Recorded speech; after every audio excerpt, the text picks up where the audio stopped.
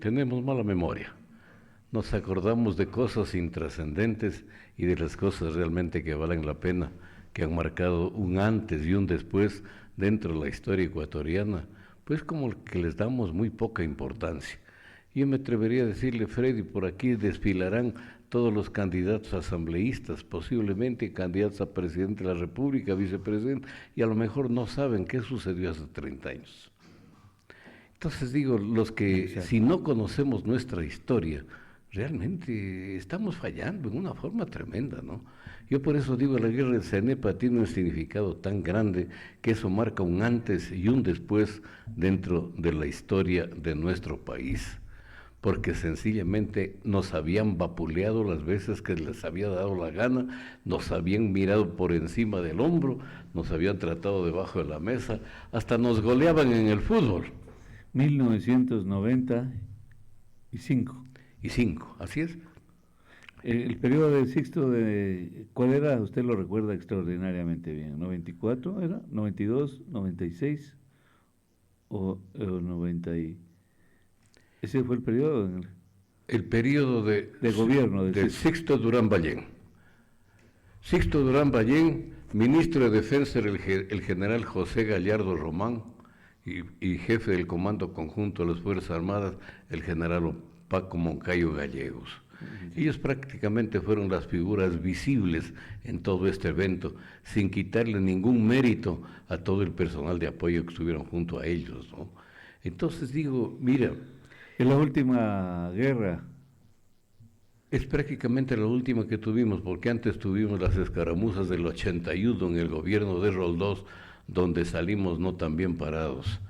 Pero por eso digo, en el año 95 sí se marca una gran diferencia. Tampoco. Allí sí nos plantamos como verdaderos varones y defendíamos lo que teníamos que defender en la forma que lo hicimos. En el gobierno de Sixto es donde nos dejaron una cuarta de terreno de Tigüinza. Es ahí donde Bueno, eso es posterior, porque esto fue el primer paso tal vez donde nos hicimos respetar y después llegó pues el segundo paso que fue la firma definitiva de la paz con el Perú en el gobierno de Yamil Mahuad, donde también tuvo protagonismo el general José Gallardo Román, que es el único caso tal vez de que una persona ha sido ministro de Defensa en dos gobiernos diferentes y distantes entre sí, ¿no? Entonces, también tuvo protagonismo en el oro. Sí. También tuvo, claro, con el notario Cabrera. Pero bueno, ese lo vamos a dejar pasar. Lo dejamos pasar. Sí, un error no, humano que puede cometerlo, no sé, no conozco claro, el tema. Pero bueno, Gallardo estuvo ahí también, todavía estaba Morochito. Pero entonces, solo era para un poco recrear, pero ¿qué pasó en la guerra del Cenepa? ¿Por qué usted cree que es tan inconmensurablemente importante en la historia del Ecuador hablar de esta guerra donde no se perdió territorio? Me tocó vivirla más de cerca porque yo estaba representando a mucha honra a Loja en el Congreso Nacional y obviamente por pertenecer a una de las comisiones importantes me tocó estar empapado más de cerca en todo este quehacer y el devenir de lo que fue sucediendo. Se comenzó diciendo que Fujimori iba por la reelección y él necesitaba un trofeo para ganar tranquilamente las elecciones. Y parece que el señor Fujimori, cuando lo conoce por primera vez a Sixto Durán Ballén, si no me equivoco, en una reunión en Estados Unidos, dijo, caramba, este viejito que ya no puede ni caminar como que es pan comido, vamos a darles guerra. Y trataron de hacer lo mismo que hicieron en la guerra del 41, apropiarse de territorios para con eso, apropiándose ilegalmente de esos territorios, utilizarlos como rehenes a forzarlo al Ecuador a hacer lo que ellos querían y ordenaban. Pero ese es el antecedente, ¿no? Claro, porque Fujimori necesitaba un trofeo. Eso quería preguntarle. Los gobiernos de lado y lado, ¿no? Para entender el contexto, ¿no? Sixto Fujimori, ¿no?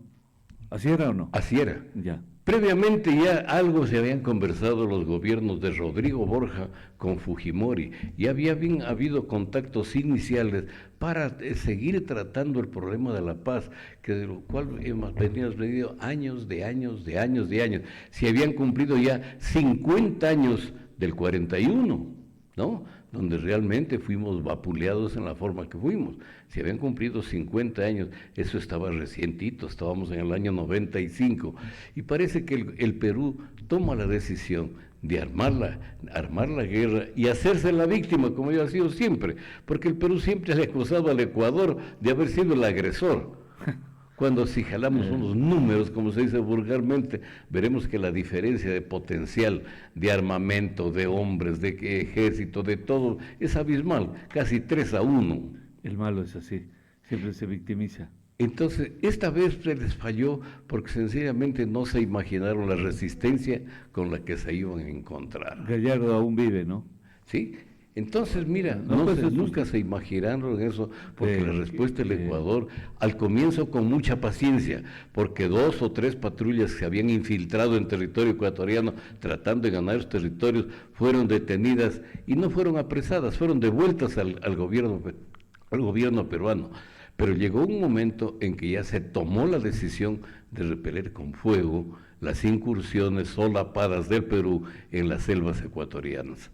Entonces, cuando allí se toma esta decisión, comienza, pues, estamos hablando de fines del 94, últimos días de diciembre, ya, del 94, para iniciar ya el 95, que es donde las cosas ya tomaron otro cariz, porque el gobierno peruano vio que la resistencia y la respuesta del Ecuador era contundente.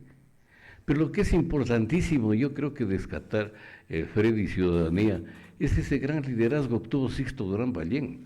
Sixto Durán Ballén, el viejito ese que ya no podía caminar, que fue la impresión que había hecho Fujimori cuando lo conoció la primera vez, dijo, este es pan comido. No se imaginó la respuesta que iba a tener. Y Sixto Durán realmente demostró que detrás de su cuerpo endeble, o lo que como quiera llamárselo, había una personalidad y una hombría que nos contagió a todos de ese gran eslogan, ni un paso atrás, no nos vamos a dejar. Y yo fui testigo, Freddy, cómo en la Plaza de la Independencia en Quito se llenó y se vació como 4 veces en el día. Pero gente, no pues que iba como en los buses correístas que iban para llevar a la Plaza de la Independencia, que llevaban aquí del más recóndito lugar de la provincia, sino era la gente que salía influenciado de un gran patriotismo a respaldar a su presidente y a respaldar a sus Fuerzas Armadas. Yo creo que esas demostraciones no se las ha vuelto a dar. Entonces, eso fue producto del gran liderazgo y de la gran actuación que tuvieron nuestras Fuerzas Armadas, que se habían preparado, después de lo que pasó en Paquisha, se habían preparado a conciencia, se habían armado, cosa que el Perú nunca se imaginó la respuesta que tuvieron. 74 años tenía Sixto a la hora de la guerra. 74 años tenía Sixto cuando era... Y tenía problemas graves de la columna. Más era eso, porque así caminaba como la cucaracha, sí, así como Lazo, que tampoco era tan viejo, claro, y caminaba tenía su problema. Sí, 74 años tenía Sixto, pero ni Sixto ni Fujimori están ahora para contarlo. Ya no están. Como dijo el doctor Camilo, pues se templaron, ¿no?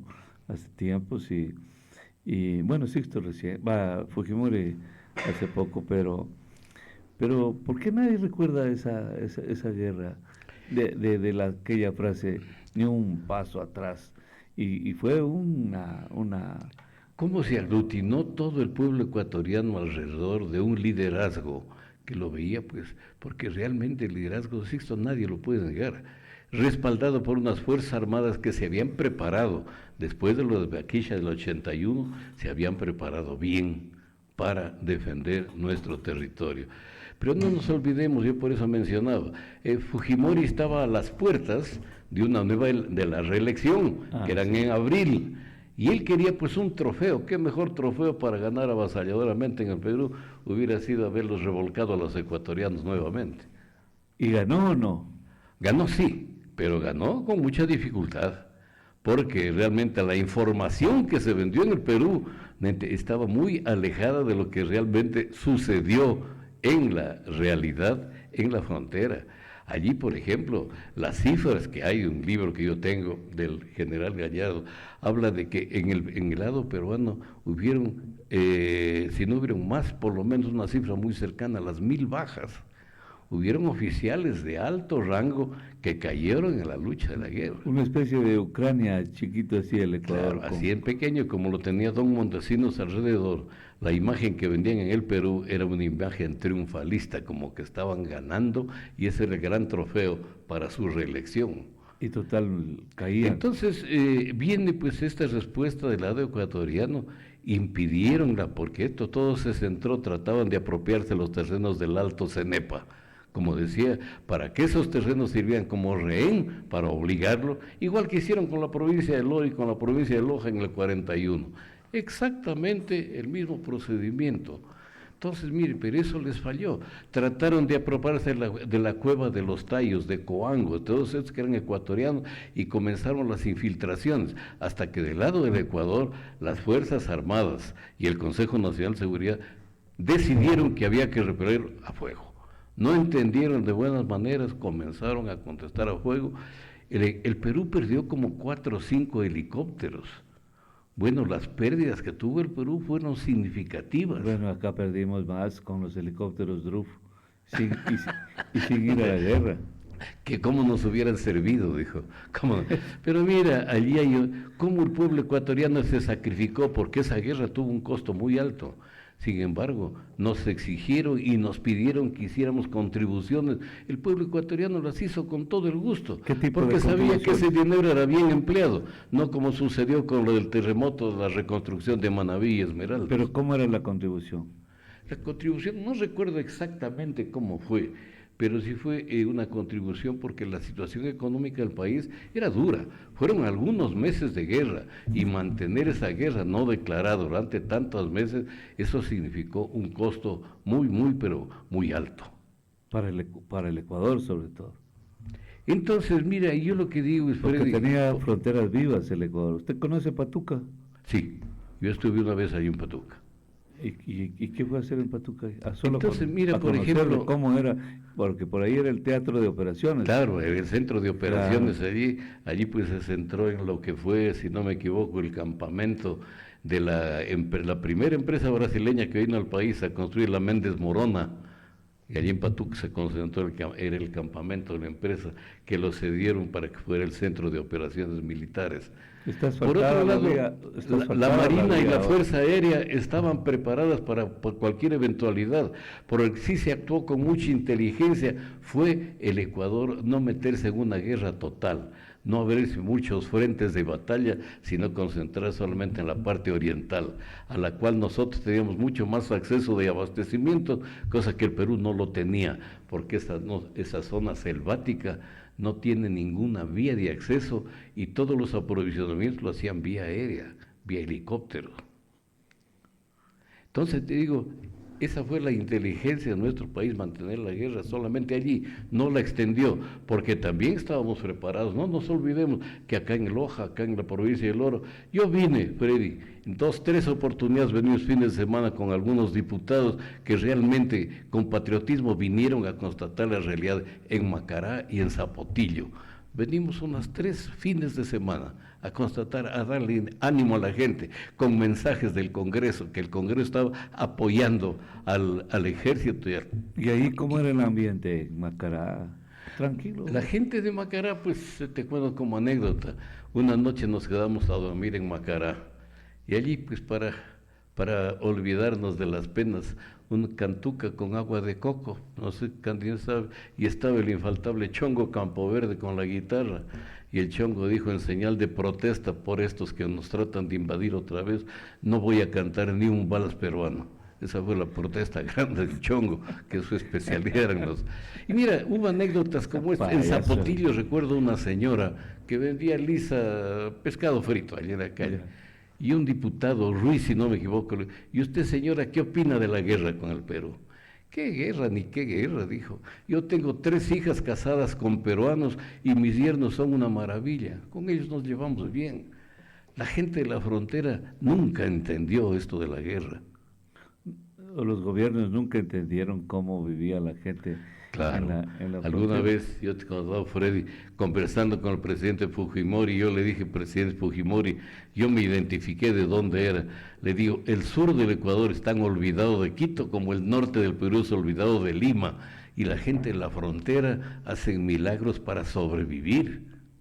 Y es la gran verdad, ¿no? Totalmente, Y es la gran verdad. totalmente Entonces, cierto. mira, yo por eso insisto en que la guerra del Cenepa marcó un antes y un después. Como que recuperamos, ¿no es cierto? Ese orgullo de sentirnos ecuatorianos, como que andábamos sacando pecho por las calles. Contaba el general Paco Moncayo que cuando ganó la primera medalla de oro que ganamos en las Olimpiadas, ¿cómo se llama? El corredor cuencano. Dice, para mí, dice, influenció mucho. Rolando Vera, ese No, debe haber sido. no, Jefferson Pérez. Pero no, Rolando debe haber sido Rolando porque de ahí se lo pescó Ya. Maguad para que sea diputado. Tiene razón. Ya. Claro, pues, Entonces claro. para mí me dio más fuerza y coraje lo que ganamos en la guerra del Cenepa, que habían sido declaraciones de él después de que ganó la primera medalla que ganamos en Juegos Olímpicos. Claro, exactamente, Entonces digo, fue Rolando como Vera. que recuperamos el autoestima, ¿no? Nos sentimos mejor y después en las mesas de negociaciones para la firma de la paz, como que nos sentamos en la mesa y pudimos hablar de igual a igual, porque Fujimori también cambió su actitud completamente guerrerista que la había mantenido con Rodrigo Borja y con Sixto Durán, cambió completamente cuando le tocó dialogar y conversar con Maguad.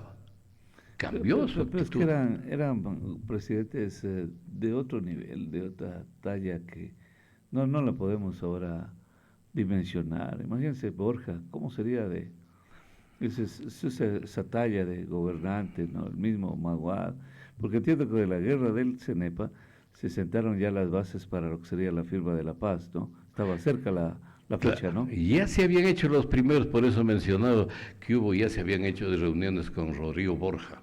Rodrigo Borja ya había tenido.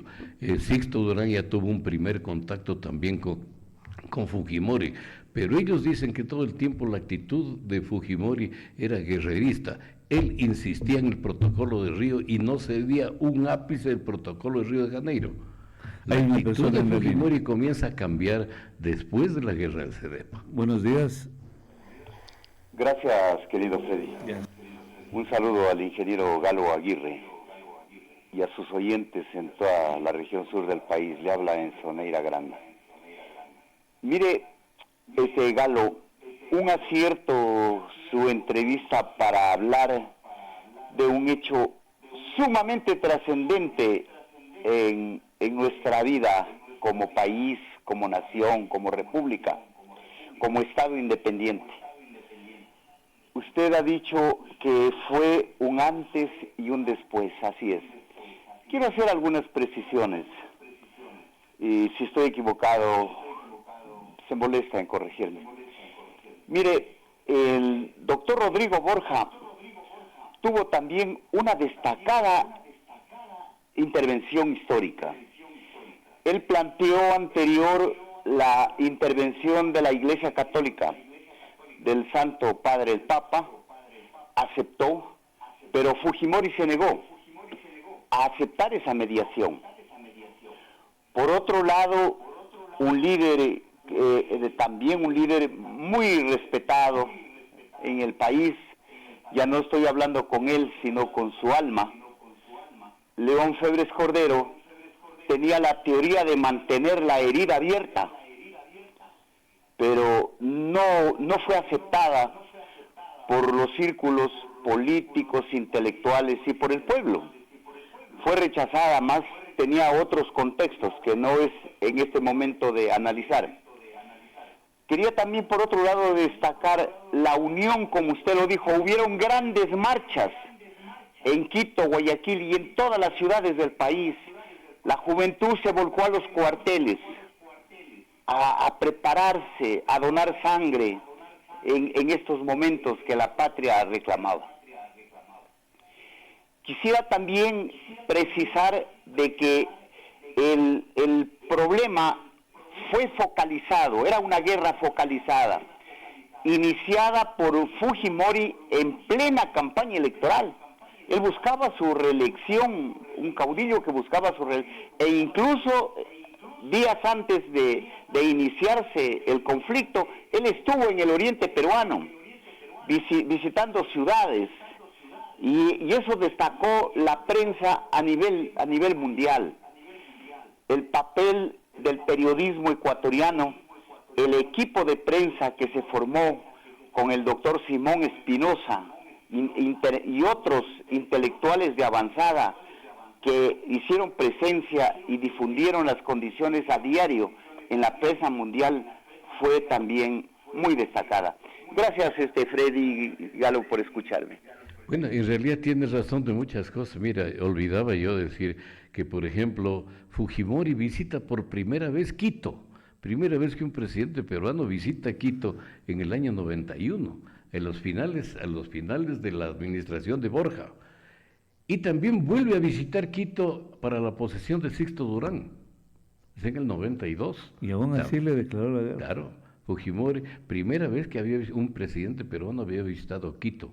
Hay que rescatar cosas importantes como es. Sixto Durán convocó a todos los expresidentes y exvicepresidentes a una reunión, dijo, la patria está de por medio, olvidemos de las diferencias políticas, y prácticamente todos asistieron a esa reunión. ¿Quiénes estarían ahí, no? Estuvieron, comenzando por León Febres Cordero, Exacto. Rodrigo Borja, Osvaldo Hurtado, vicepresidente estuvo Blasco Peñarrera, el que no asistió fue Carlos Julio, creo que estaba indispuesto de salud, pero prácticamente asistieron todos los expresidentes y exvicepresidentes, porque se trataba de algo del país. Yo creo que es primera y única vez donde todos los ecuatorianos de todas las distintas ideologías nos hemos unido. Bueno, fíjense, no habían muchos expresidentes. No, es que la democracia era joven, no había tenido muchos. Roldós estaba muerto. Bueno, iba Hurtado. Febres Cordero, Borja, y para de contar, no es que no había muchos. Sí, bueno, es que pero de todas maneras fue un detalle donde todos asistieron, porque todos conocemos la enemistad grande que había entre Febres Cordero y Borja, ¿no? Sin embargo, allí asistieron como caballeros, se dieron la mano y estuvieron, creo que hubieron 2 reuniones de Sixto Durán con los expresidentes de la República. Entonces, es la demostración de la unión que se dio alrededor de un tema y alrededor de un liderazgo como el de Sixto Durán. Cuando Sixto Durán viene aquí a Loja, fue un recibimiento apoteósico, que ya los políticos de ahora quisieran la 10ª parte de lo que convocó Sixto de la gente cuando vino aquí a Loja, ¿no? Y así fue en todas las ciudades del país. Bueno, Sixto era querido de todas maneras, ¿no? Por eso digo, Freddy se marcó un antes y un después. Como que después de esto caminaban más orgullosos por la calle, con la frente en alto, habíamos recuperado la autoestima y dejaron de golearnos hasta en el fútbol, porque después de eso nos dimos el gusto de irse a ganar hasta en Lima. Claro. Las cosas cambiaron. O sea que Fujimori, esa no me la sabía, Fujimori vino antes y aún así armó la guerra. Este es un verdadero Caín, ¿no? Así le decíamos nosotros. Caín. Sí. Caín era Fujimori, pero eso ya pasó, ya se fueron los dos y dejaron tras de sí una estela de pobreza, de dolor en los pueblos, entiendo, ¿no? Porque eso, las guerras pues generan un impacto económico. La guerra genera mucho en realidad. Brutal, ¿no? Allí, por ejemplo, yo veía alguna vez el listado, no solamente de los muertos, de los heridos del lado ecuatoriano, que no llegaron a 100 los fallecidos, pero la gente que quedó mutilada, que quedó herida, que quedó, bueno, el Estado les hizo un reconocimiento a todos ellos, ¿no? No podía ser de otra manera. Gente, los que ofrendaron su vida o sufrieron mutilaciones por estas minas antipersonales y todo. Pero en todo caso, digo, eso es un ejemplo de cómo unas Fuerzas Armadas que se habían preparado, a diferencia de lo que era años antes, respondieron en la forma que tenían que responder. Ahí nace prácticamente Paco Moncayo como político o no, o más adelantito. No, pues él estaba en servicio activo y lo tenía de asistente personal a otro distinguido lojano que llegó a ser general también, el general Jaime Castillo Arias. Era el asistente personal y el hombre de absoluta confianza en Patuca de Paco Moncayo. Aparte de eso, pues, había unos 2 o 3 coroneles que se me escapan los Porque nombres. uno escuchaba Patuca y creía que era, pues, yo conozco Patuca. He llegado ahí a Patuca, las carreteras asfaltadas, Claro. la pista aérea abandonada ahí. Y yo por eso sí se marcaba la diferencia, ¿no? Cómo nosotros tenías un abastecimiento aparte de carreteras, los aeropuertos de Patuca, se potenció el de Zamora en forma Claro, el de urgentísima Gualaquiza, el también. de Gualaquiza. Sí, El de Gualaquiza es más, claro, el de Gualaquiza es- igual. es En más cambio, el Perú sí legendario. tenía problemas graves de abastecimiento por la ubicación geográfica del nororiente peruano, ¿no? Claro, es justo lo que hablábamos. El Perú tiene territorios inhóspitos, pero gigantes, donde no se ve un alma, un duende por ahí. No, no hay nadie. Es que es muy grande ese territorio, es como los rusos. Sí, es bien grande. En cambio, nosotros en Patuca hay población. Sí. Y, Y en eso hay que y reconocer, por ejemplo, viste, el primero que tuvo la visión de construir la Méndez Morona fue Febres Cordero, si no me equivoco, que es Méndez, la primera vía que se construye, la primera vía que se construye en el oriente, ¿no? Sí, era ministro de Obras Públicas el ingeniero Alfredo Burneo, Lojano era, ¿no? lojano él, sí. Hizo la carretera, La Méndez Morona, la la Méndez construyó Morona. la empresa brasileña La Andrade Gutiérrez. ¿Qué obras en Loja hizo ese ministro? Ni una. Lo que uno dice después, ¿no? Reacciones, hombre. Cómo la Ya pues no política hizo, se mete en todo. Mire, cuando ya se trataba de que el Congreso apruebe el Tratado de Paz con el Perú, hubieron voces en el Congreso que a mí me daba lástima, ¿no? Por ejemplo, los seguidores del señor Bucarán decían, nosotros firmamos si se lo indulta a Bucarán, si no, no firmamos. Para ellos más importante era la presencia aquí en el país de su líder, ¿no? Antes que la firma de la paz con el Perú. A la final cedieron, pero el primer paso y el primer condicionamiento fue ese, que si no le perdonaban todos los pecados a Bucarán, ellos no firmaban. claro, hay que entender que Bucarán es posterior a Sixto, Así es, ¿no? claro, y anterior a Maguad. Y claro, exactamente, fue un tiempo. Él también tuvo algún contacto con Fujimori, inclusive No, fue al sí, Perú. sí, fue al Ahí en las Perú en el fotos donde corto, estaba comiendo cuyes allí en el con corto Fujimori. tiempo, sí, sí. También algo hizo, ¿no? Algo hizo. Pero sí estaba latente, creo yo, en la preocupación de todos nosotros de que la firma de una paz era algo que necesitaban todos los pueblos. Porque sencillamente, ¿cuántos años de esta guerra no declarada con el Perú? ¿Para qué? ¿No? Yo creo que eso marca también un antes y un después, donde hemos aprendido a convivir civilizadamente en la frontera, cosa que antes no sucedía, ¿no? Ahora pues en la frontera, inclusive el comercio con el Perú se ha incrementado de una forma increíble. El Increíble. contrabando más bien. Claro. Entonces digo, pues todas estas cosas han cambiado, por eso digo, antes y un después. Por Claro. eso a los candidatos cuando vengan por aquí, Freddy, pregúntenle, ¿usted sabe qué pasó en el año 1995 en el CENEPA? 95, A ver si por lo menos tienen 95, conocimiento 95. de hechos históricos tan relevantes. Por eso digo yo, autoridades educacionales, gente, no sé, todavía tenemos tiempo de promover esta inquietud en la juventud. La juventud, es decir, estudiemos nuestra historia. Estudiemos nuestra historia. ¿Qué pasó en el CENEPA en el año 95? Yo creo que la gran mayoría de jóvenes a lo mejor no tiene idea de qué estamos hablando, Creo que ya no les dan ni historia. ¿no? No, creo que ya no existe.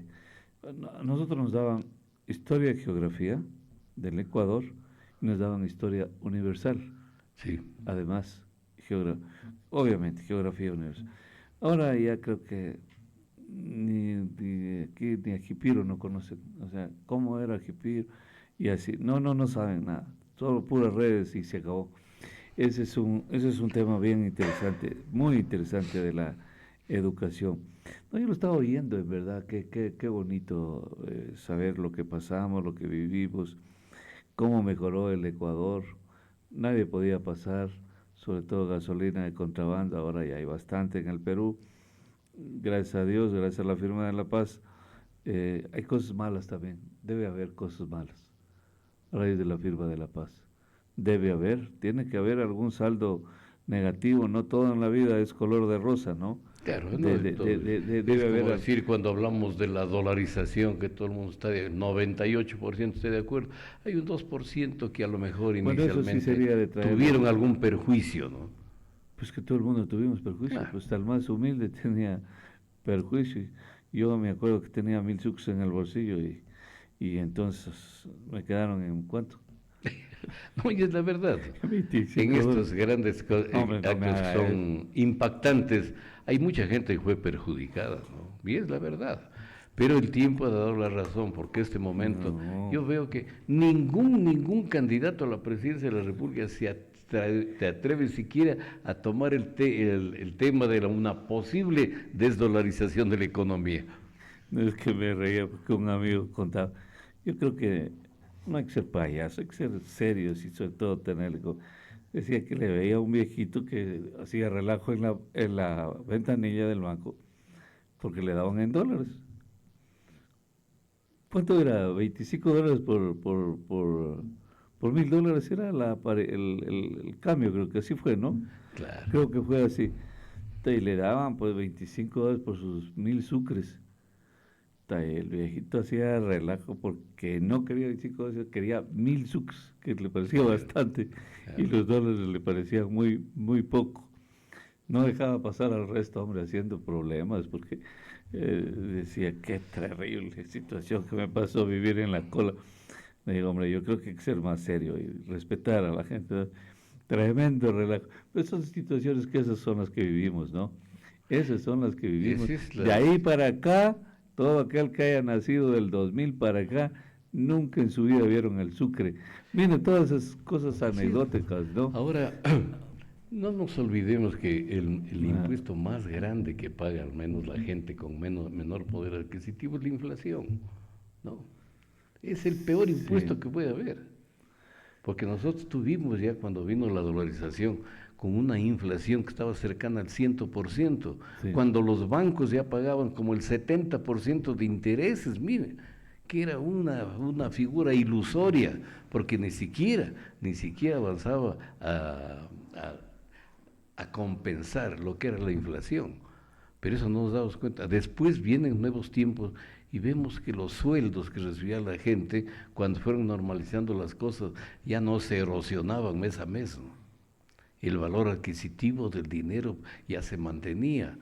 Entonces, el impacto inicial fue duro. Pues usted habla de la dolarización y toda una vida habrá que hablar de la dolarización porque usted habla de la guerra y habla de la dolarización, porque es concomitante la dolarización a la guerra.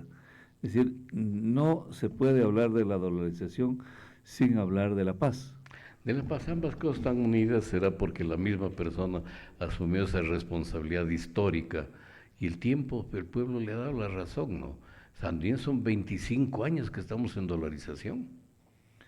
25 años. Y yo creo que, como decía alguien el otro día, el pueblo ecuatoriano apoya, ¿a quién apoya? Pero sí ciegamente, 100%, dice, a la selección de fútbol y a la dolarización. Tienen la más alta aceptación. Claro, más alta percepción, porque aceptación. Digo, lo peor que puede... ¿Qué pasa? Países como Venezuela, como Cuba, prácticamente están viviendo en una dolarización, que no es oficial, pero ya están viviendo en dolarización. De hecho, y eso le pasó también al Ecuador unos 2 o 3 años antes. Sí, pero es para los que tienen. Le está pasando a la Argentina también, que está en un camino de dolarización. A guardar dolaritos porque tienen, a comprar, pero el que no tiene nada es imposible. No, claro, no le alcanza. porque yo sí dice, por ejemplo, yo sí creo que, por ejemplo, la guerra del CENEPA tuvo su costo, ¿no? Y un costo muy alto. Y obviamente, pues, la caída de nuestra moneda tiene mucho que ver con el pago de esas deudas que generó la guerra del Cenepa, ¿no? Hubo escándalos de corrupción Claro. también, lo de la chatarra de la Argentina, también hubo, también medio le salpicó al general Moncayo, pues salió indemne, me parece. No, yo creo que el tema dolarización se lo ha hablado tanto, ahora se dan seminarios, la gente opina y he oído opiniones de las más variadas corrientes donde están favorables a la dolarización, porque nos libramos de caer en qué, en manos de gobiernos irresponsables que con la máquina de hacer billetes nos hubieran llevado realmente al abismo. Al empobrecimiento absoluto. Algo realmente que lo hemos visto aquí muy cerca, aunque los que aman a Venezuela dicen que eso allá es un paraíso, es una belleza, entenderíamos que no es tan así. Por eso es que la gente sigue saliendo y ya son como 8 millones de venezolanos están regados por el mundo. Entonces, A ver, déjeme echarle una flor aquí. Un amigo intelectual dice: Freddy, buenos días. Felicitaciones por esta entrevista al querido amigo Galo Aguirre. La memoria histórica es fundamental en el presente y futuro de un pueblo y una sociedad. Un abrazo. Demasiado hermoso, muy lindo hablar de eso, ¿no? En otro mensaje dice: buenos días. La contribución durante la guerra fue en los vehículos. Pagaban el 2% de su avalúo y tenían un adhesivo en el parabrisas que decía: yo quiero a un Ecuador soberano y en paz. así fue. Fíjese qué buena memoria. Gracias por recordarnos eso. Qué buena memoria esta persona. Uno cuando toca pagar no se acuerda de nada de eso. Dice, otro amigo dice: ¿cómo olvidar la famosa frase de nuestro expresidente? Ni un paso atrás. Bueno, ni un paso atrás, decía, ni para tomar impulso, decía, ni un paso atrás. Claro. Y cómo fue algo que caló dentro de todo el pueblo ecuatoriano, ¿no? Yo por eso digo, insisto, la guerra del Cenepa marcó un antes y un después. Aquí otro amigo dice: el gobierno de Sixto Durán Ballén aplicó medidas para financiar el conflicto. Se aprobó un impuesto del 2%, rodaje de los vehículos, se entregaron 2 días de salarios a los trabajadores públicos y privados. Se eliminaron algunas exoneraciones al impuesto al valor agregado IVA. Estas fueron las medidas, dice otro compañero. Así fue. Ya, muy bien. Pero la gente se unió ahí como nunca, ¿no? Qué unidad que hubo, qué unidad. Creo que no se ha vuelto a repetir eso. Eso no se volverá a repetir. No se ha vuelto a repetir. Yo sé, muy linda la historia. Para que lo sepan no se volverá a repetir un hecho histórico de tanta adhesión, de tanto patriotismo, de tanto civismo, de tanto, bueno, hubo mucho civismo y mucho patriotismo. Buenos días, 725-400, le escuchamos, adelante. Buenos días, doctor. ¿Cómo olvidar, pues, la presidencia del arquitecto Sixto Durán Ballén? Yo soy macareña. Cuando él llegó a Macará, hubo un personaje que se llamó Augusto Celín Álvarez que le compuso una canción. Si me permite, son unas 5 líneas para recordar a este presidente, muy buen presidente. Y la letra decía así: Sixto Durán Ballén, el arquitecto de Patria Nueva, que trabajará siempre con empeño y gran valor. Sixto Durán Ballén es el hombre que conviene para salvar a la patria enferma y sin plata como tú la ves, y que le des a tu pueblo mejor esperanza si quieres esta vez. Para salvar a tu patria enferma y sin plata como tú la ves, y que le des a tu pueblo mejor esperanza si quieres esta vez. Muchas gracias, doctor, por permitirme. Y aún así con esta canción lo querían a Sixto. Fíjense ustedes. Linda toda la historia. Es una historia que apenas tiene 25 años, ¿no? Nada más, ¿no? Nada más, ¿no? Yo creo que este es un tema, Freddy, que no nos olvidemos. No, 30 años. ¿Perdón? ¿30 años o 30? Sí. ¿O 35? No tenemos más que insistir a la juventud para que se empapen de estas cosas de nuestra historia, ¿no? Cosas que nos han llenado de orgullo y nos seguirán llenando de orgullo. Pero para poder sentir orgullosos debemos conocer la historia, ¿no?